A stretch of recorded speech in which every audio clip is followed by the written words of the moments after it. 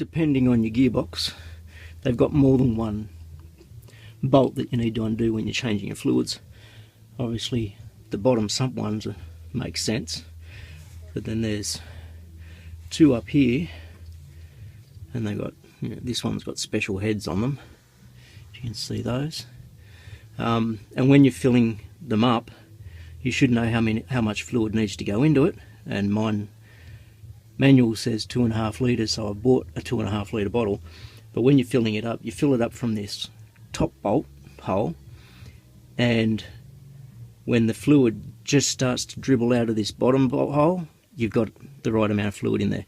Now, because I've actually got Max up on ramps, he's not sitting perfectly level, although mind you, my street's on a slope and now he is probably sitting pretty level.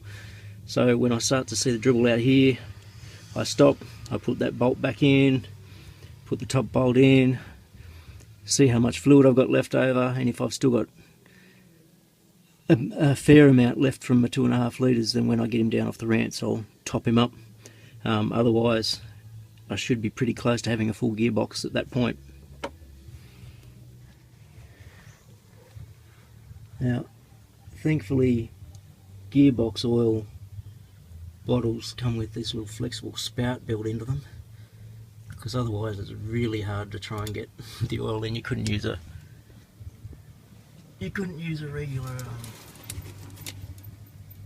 funnel. You just basically squeeze your oils in and just keep an eye on the fluid level of this one. Like I said, when it starts to drip out of that hole, I'll have enough oil in it. Not sure if you can see that, but the fluid just starting to come out this bottom hole. It's just slowly filling into the next one, so I've reached my level, so I'm going to put this bolt back in.